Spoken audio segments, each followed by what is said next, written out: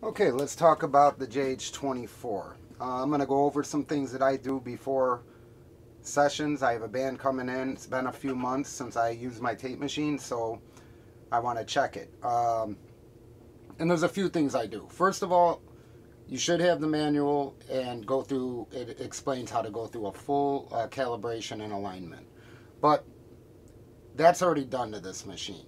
I recapped this entire machine, and I'll show you that too. But so I'm just going to go over what I do right before a session.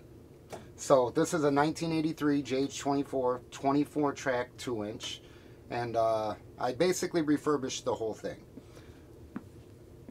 You want to get it in a position where you have obviously room around it. I'm in a small room. I usually keep it back there, but I pulled it out for this to work on it. All right, so what you want to do is put that clip on test point 1 and slide your other meter down C4, capacitor 4, closest to on the side of the negative terminal. Measure that and let's see where we're at. So that's 70 basically millivolts. So we're good because we could be plus minus 1 full volt. If you needed to adjust it, which this is fine, you would adjust this little potentiometer resistor, adjustable resistor, and that is R12. And everything on MCI, it's great because they have it printed on the circuit board and anything you need. So it shows you, you know, your left idle, your left tension. It says it right on the circuit board. Right tension, right idle, and then you got your miniature little resistors that you could adjust. All right. So negative side is C4, right there on the trace. Basically, if you slide it down the resistor, it lands right on it. And then you would adjust R12.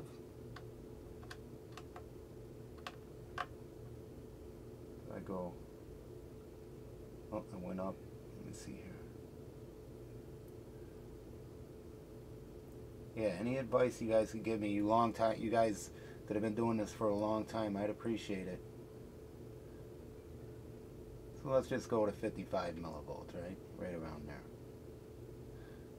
That's beautiful, perfect.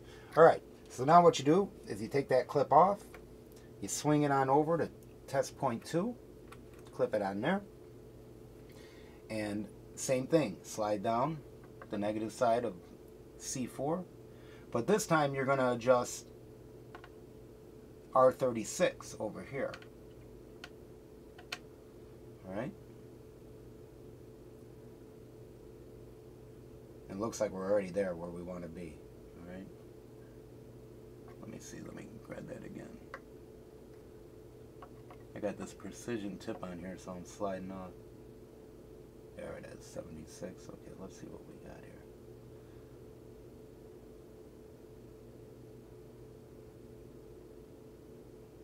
Now, there we go. That's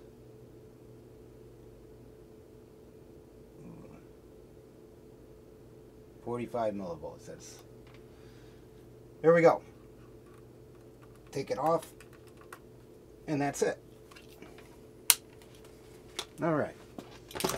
Now let's look inside here. So as I said, I recapped almost the entire machine. I still have a few audio cards left. The transport only took me a couple hours. It looks like a lot, but it's not. As you can see, there is a brand new Vichy. These are axial capacitors right here. And then I got some Panasonic FC series and the rest, basically. Yep. So I did behind all these daughter cards is a motherboard. There's a few caps on there too. And I replaced those. So what I have recapped on this machine is the full motherboard back here, all the daughter boards, the analog torque board, the logic board, the lamp driver card, and the phase lock loop card. All right, so all this is recapped. And I have a whole nother machine and spare parts. So if one of these cards were to go bad, I could just pop it out, put another one in. I have not recapped my spares yet, but I will when time permits. So, yeah, recapping all this was not a big deal. It wasn't bad. Now, the audio cards, that's a different story. I don't have them all done yet. I probably have half. And I also did the back planes of the audio, where the audio cards slide into, too. That's all recapped. Okay, so now we're going to go over the idle, setting the idle for both reels. The supply reel and the take-up reel, okay? If you look, and this is just what I do, you might want to do it. It might help you. See this little piece of tape here and a little piece of tape here, and I have it on both reels? There's a reason for those. It serves two purposes. The first one is, this one is lined up with the nub where the tape reel slides in. Same with this one, if you look right here. Now, if you look at a reel, there's a notch in it. 3 of them. So what you do is, with that piece of tape there, I know by looking at it that if I slide right here, it's going to slide right into that groove. All right. That's the first one. The second reason is, I use this to help align the idle. So as this spins around and hits that one revolution every 3 seconds. So what I do is, I take my phone, I put it on stopwatch, I hit start, it starts to spin around. It should be 1 revolution every 3 seconds, and when this white mark hits that white mark, that's when I know when to start and stop my stopwatch, okay? So all you need to do is take a card. It has to be an ace of spades, otherwise it will not work. And you put it in the tape lock sensor. The reel start to spin. You take your tweaker, and you could do this with the transport tilted up. I'm just going to do it like this. You take your tweaker, and you put it on the left idle resistor on the transport. And you adjust it to where this goes around. You hit the stopwatch, 1, 1,000, 2, 1,000, 3, boom. You stop it. And you could adjust the speed of this. Same with this. These are already done. I just wanted to explain that to you. And there is a potentiometer resistor for each reel. So there's a left idle and a right idle. And then remove the card and it stops. Okay, so now we're going to load the test tape. I have the short version calibration tape, but I put it on a bigger reel because I want my calibration tape reel to be the same size as a regular reel. And the reason for that is because if I'm doing any alignment, I want the same weight on each side. So I put that on. I knew because of my mark that it slides right down. That's the supply. This is the take-up reel. It's usually on this reel, but I do tails out, but I rewound it on to that reel. All right, so spin these. You lock your things in place. You spool it up.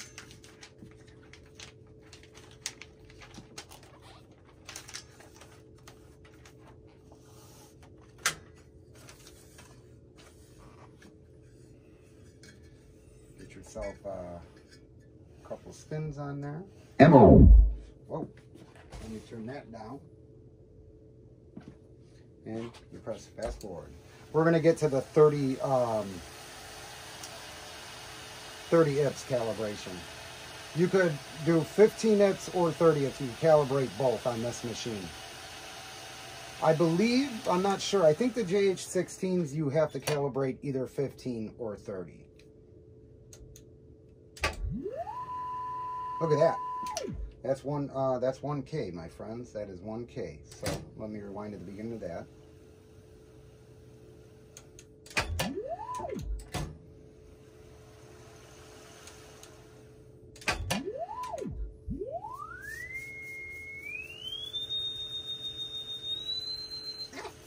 All right, here we we go. AES equalization, 1 kilohertz. All right. So what we're going to do is we're going to play a 1K tone and look at the VUs. Here we go. Wow. They did not sway much. Number 3 is about a half a dB off. And number 6 is a little high. So I'm going to return this to 0. And I'm going to show you how to calibrate this. And if there is a better way, please let me know. Let me spin you around here.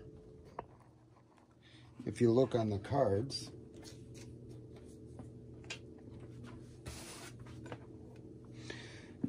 when you're in tape on the remote,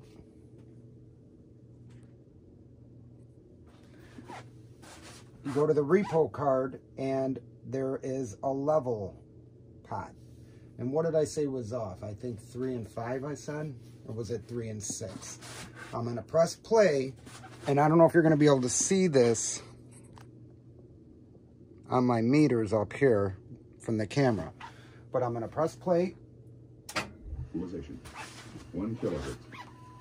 And 3 is off. So I'm gonna go to number 3, channel 3, level, and up there it's a little low. It's about half a dB low. I am raising it, and it is now at 0.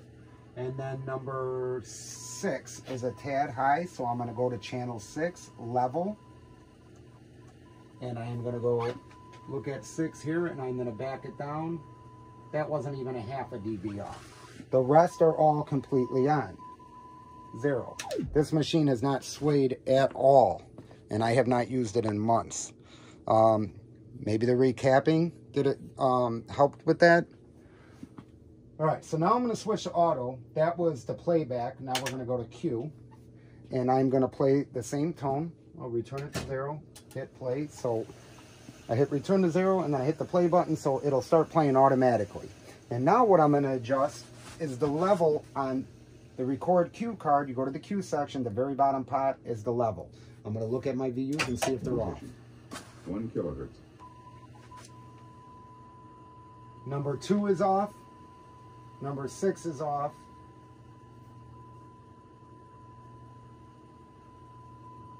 And the rest are dead on. Wow. Look at number 2. Let me return to 0. There we go. Okay, so look at number 2. You'll see how far off it is. And now this is the Q side I'm adjusting.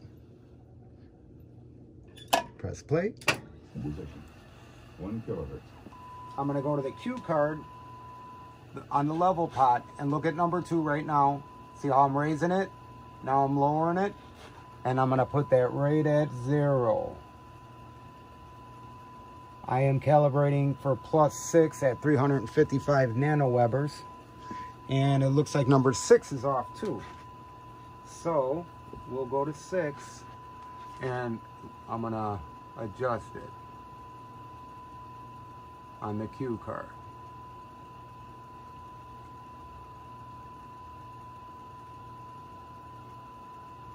All right, I'm going to raise number 6. Now I'm going to lower it, and now I'm going to come right back up to 0. And that is 0, dead on. All right, the rest is all on. Now I'm going to do the same thing for my high end 10K, right?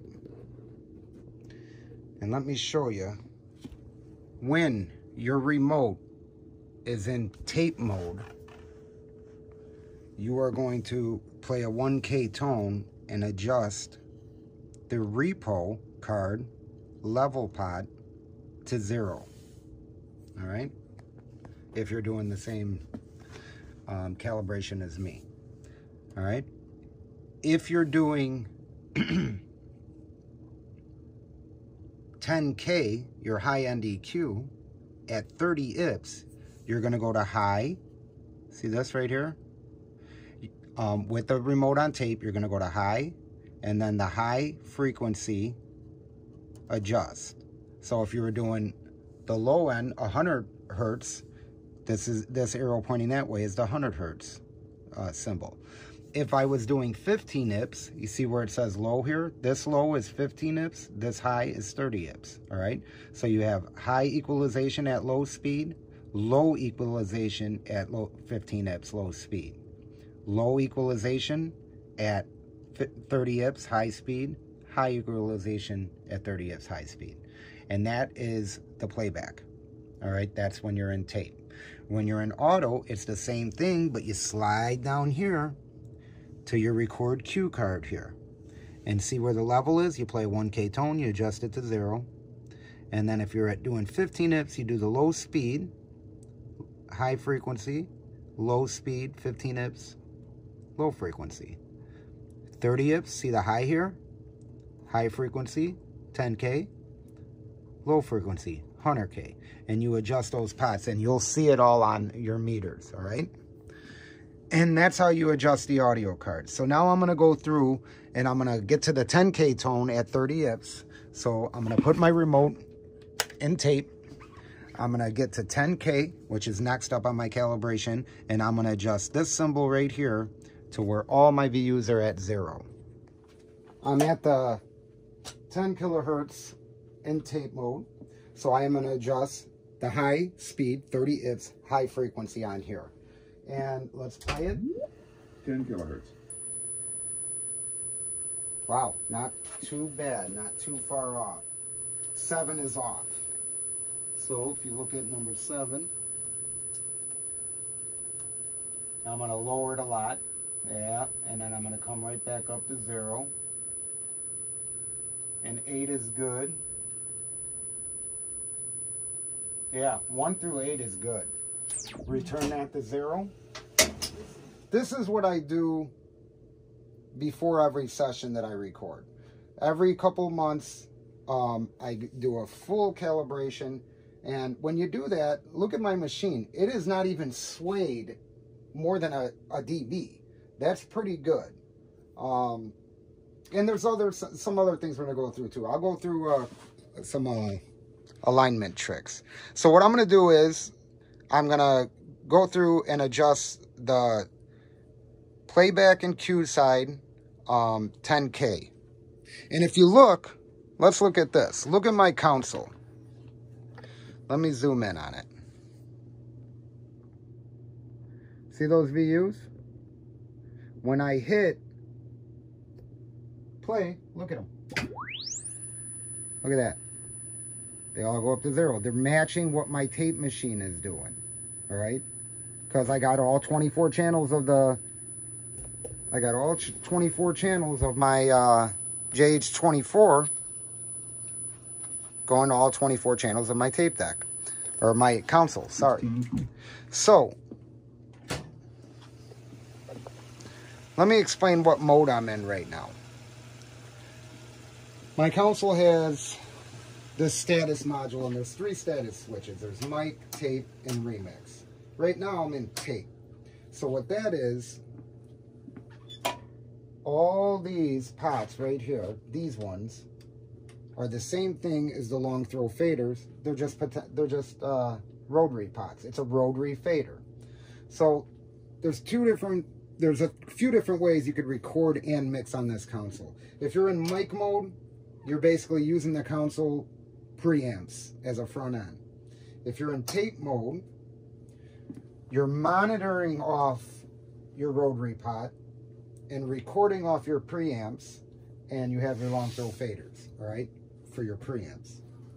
And then remix is you're just straight mixing off the board. You're using your long throws to remix. Now, what would happen if I wanted to be in remix, because I'm listening to the band playing back Pro Tools, but I'm recording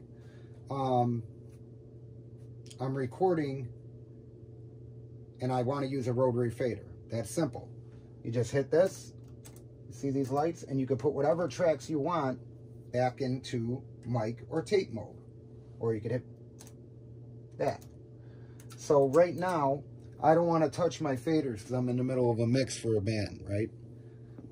So I'm using my rotary faders. It's a pretty cool feature. The thing is about any gear I own, I learn it inside and out. I know my gear inside and out. I have completely recapped this entire console. Let me show you something. I'll be right back.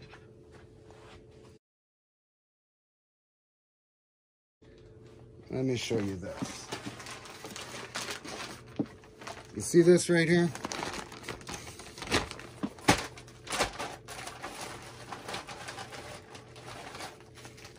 See these different bags? I'm going to show you something.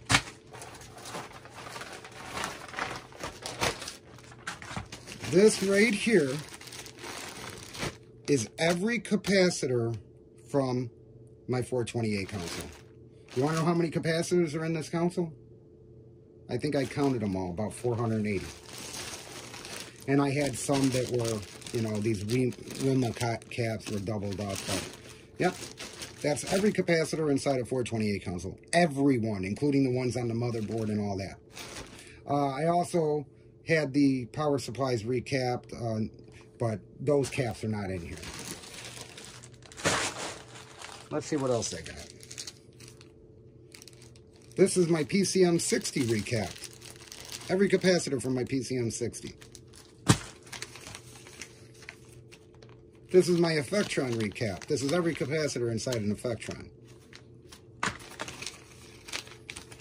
SBX90 recapped. Every capacitor.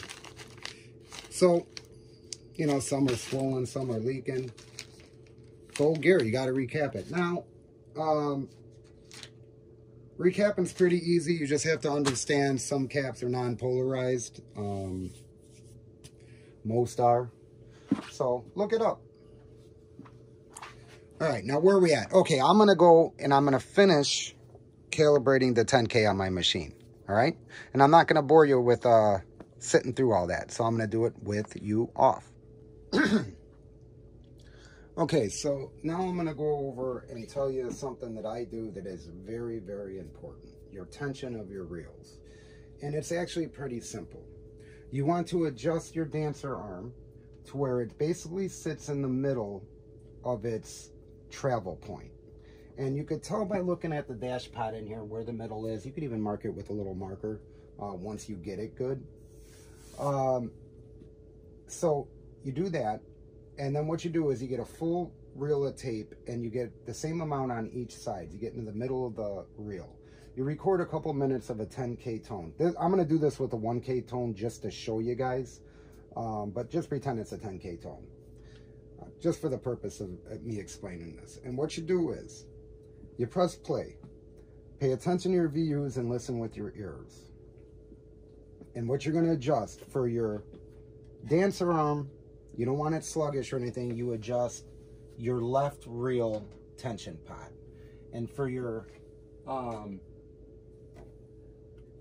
take-up reel, you adjust your right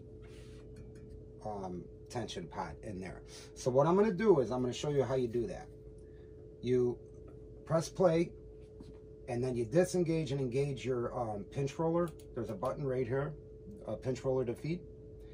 And pay attention to what happens. Here we go. Let's see if we're off. I'm sure we are. It's been months. 1 kilohertz.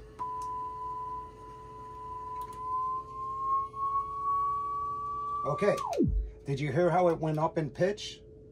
I'm pulling too much, all right? So what I'm going to do is I'm going to do that again, and I'm going to adjust it to where the VUs don't go up and the pitch does not change. I usually do it with the transport up. I'm doing it kind of blind right now. Okay, here we go. Try it again.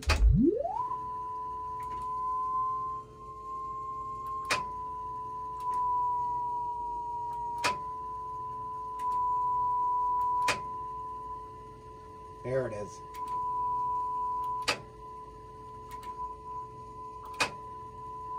That's what you want. And that is very important. If you get that right, you go back and forth between the two, adjusting your dancer arm and your the tension between both reels, pucking it on and off, turning on and off your pinch roller. And if you get that balance right, you are going to have an awesome session, because that's how you want your machine running. And it says it in the manual. That's how I learned it. There's not a lot out there on this stuff, but you can learn it.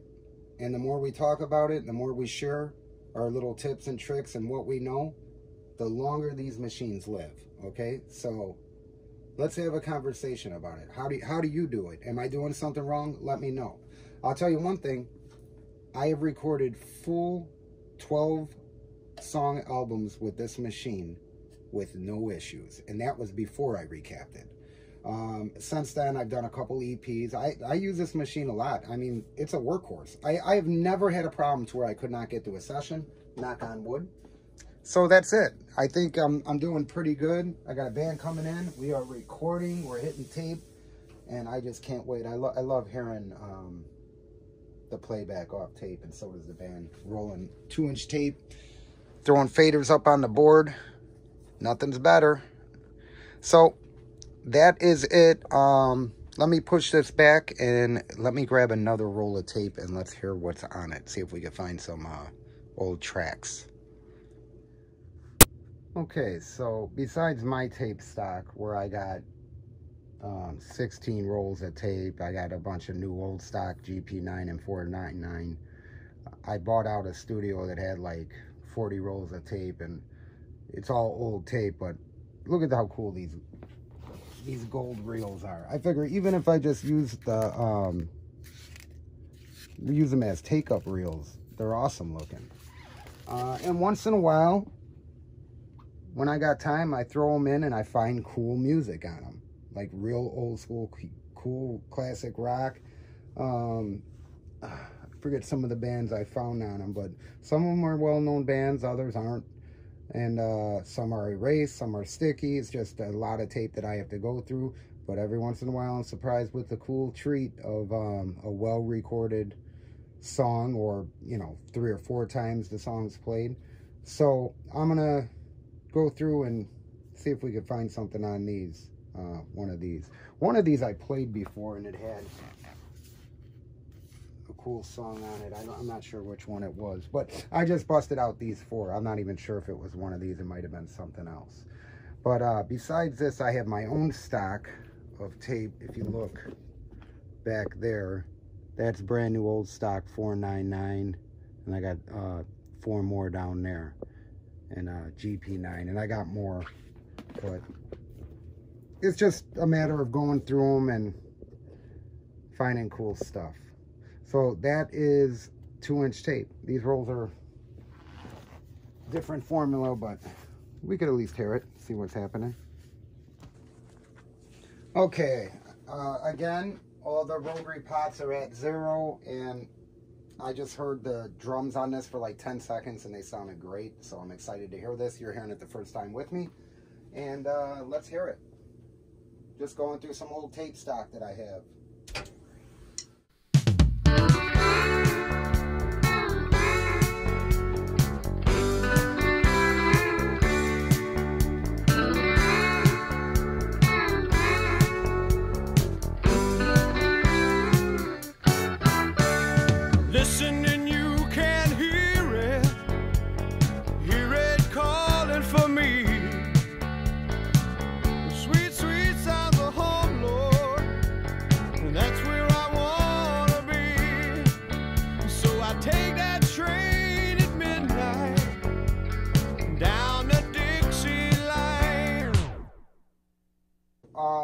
If anybody knows what band this is, I'd like to get them their tracks back.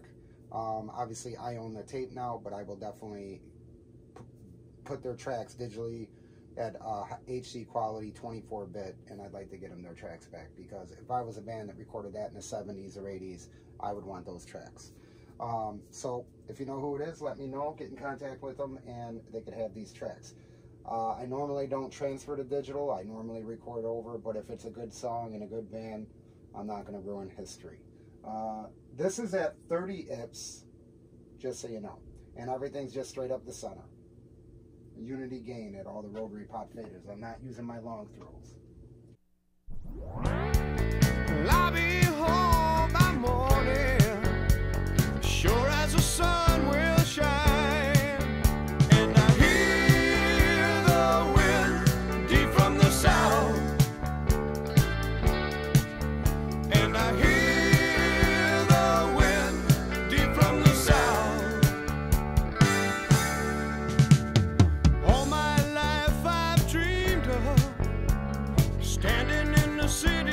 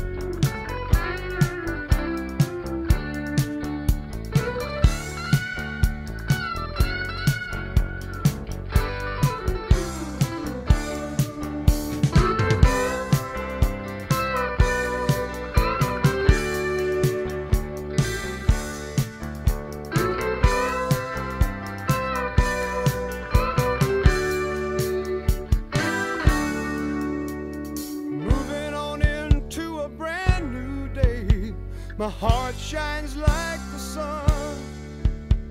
Soon I'll be home with my family, and all will be said and done. I thank the Lord for giving me a chance to live out my dreams. He showed me where my heart lies and what real happiness means.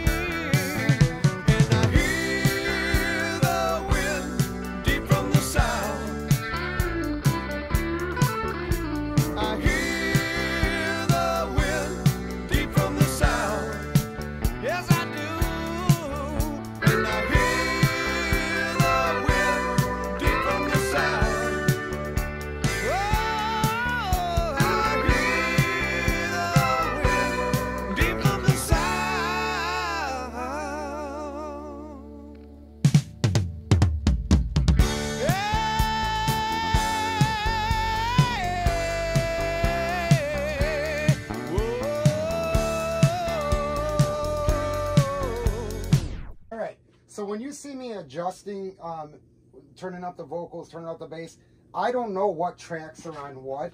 Obviously the lead vocals, the only way I see it is when I see the VU jump, I could tell, okay, well that's the vocals. The lead vocals on track 21. The kick is on track 1. The snare is on 3. Overheads are, I believe, 9 and 10. Bass is 13. Some guitar work was on 23 and 24, and yeah, 23 and 24 was the guitar work, and then they got some organs and keyboards. I'm not sure what tracks they're on. I just sort of see the VU jump when certain instruments come in, and that's how I could tell. First off, let me tell you about this. There is no compression, no EQ on the board. You're hearing straight faders up. That's how you know you got a good console, when it just sounds great with the faders up. That's how you know when you got a good mix. There's no compression, no EQ. This was recorded to tape. Tape has a sound. You're hitting all the transformers of the board. It sounds like butter. These drums sound great. I almost want to mix this song just because I just love the way those drums sound. It sounds like a vintage API console to me. It has that old American sound. I don't think it was a Neve. I could be wrong. It could have been an MCI. I don't know. But it sounds like an API to me. That snare and the kick and the snare sound like an API. an old school API. Is that big, round, puffy push. All right, so that's it. Obviously, the song is longer than 5 minutes long. Could be one of those 9-minute songs, but I hope you enjoyed everything. If you like what you've seen in this video, hit like, subscribe. I'll be posting more videos. I got 40 more rolls of tape to go through, so I'm sure there's other cool songs on it. This is a cool song. I have, what was his name? Old school famous country singer, Hank Williams, but not Junior, the original Hank Williams. I got him on 2-inch tape too. Got to find the tape. I have that one marked. I put a sticker on it saying Hank Williams Jr. But it's in a closet full of tape. So, thanks for watching. Have a good one.